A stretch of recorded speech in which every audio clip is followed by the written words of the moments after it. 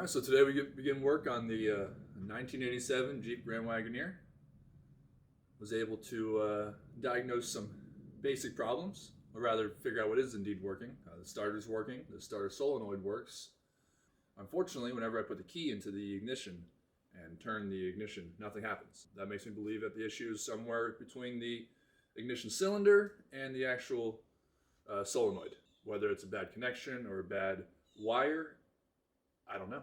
We gotta figure that out. Hopefully you're able to figure it out today and get the crank over. Got my tools, steering wheel remover tool, and the lock ring plate tool. I was able to get those over at AutoZone, rent them out, not a problem at all. And today we disassemble the steering wheel. Hopefully get the ignition to work. As I said before, we were able to get the engine to crank over by simply jumping this solenoid here from the red terminal right here to this post, and I was able to confirm that the solenoid was ticking and I could hear it working and the engine did indeed turn over.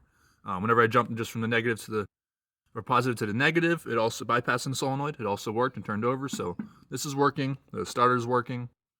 For some reason this is just not getting any power from the ignition. You can see here that a couple of these cables are indeed a bit frayed. Well, you can see that. They're deteriorating. It's not even frayed, it's actually come off completely. That might be my problem right there. Look at that. That wire is not connected to a darn thing. Alright, we'll begin there.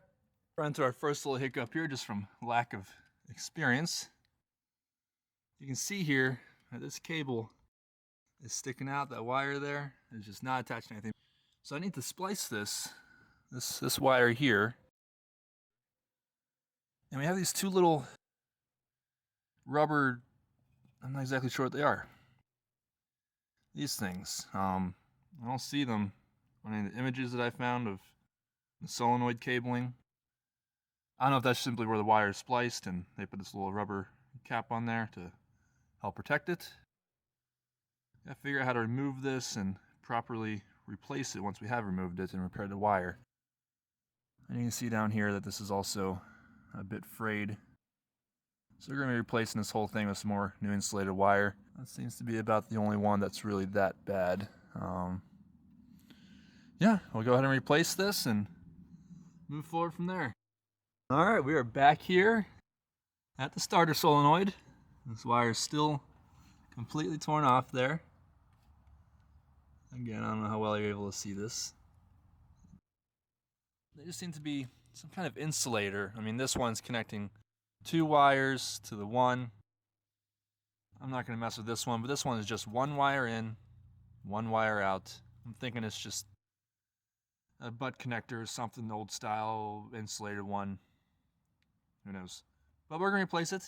Got some new 12 gauge wire for the cabling there and some 12 gauge butt connectors. I'll replace this green one and see if we can't get this old baby cranked back up. Here we are. We've replaced some wiring just temporarily. Took a little bit more than I was expecting. It was a bit more damage than I'd originally thought it was going to be, but I have a new coupler there going up to a couple butt connections that I've just simply put some electrical tape around for right now. Cut through one of those insulated connectors and just rewrapped it. And then this one I left about ½ inch up there of wire because it was still all intact and I don't want to mess with anything I don't have to right now. We're going to go ahead and try to crank over the engine now and see if this holds up at least enough to see if it wants to turn over. Alright, here we are. The driver's seat, and you can see the ignition cylinder. This is not the stock one, the OEM one. We should have that in the glove box. This is a replacement one. I guess they're having some issues with the ignition. I don't know if it was the cylinder itself or if that wire we just repaired was the cause of the problem. This was unnecessary, but like I said, I still have the OEM one available, so let's see. Now I took the door dinger out, so we're not going to hear that door dinging sound right now, but let's go ahead and see. Nope. Nothing. Alright. Well, problem goes on. On to the next thing. Hopefully figure it out soon. Nobody warned me, or hey, give you a quick heads up. All wires need to be plugged in before you try turning it over. That was not connected. Let's go and give it a try. All right, now we actually have the battery connected and we have our keys. Let's go ahead and give this another try. There we are, key in ignition. Look at that! Look at that, you hear that?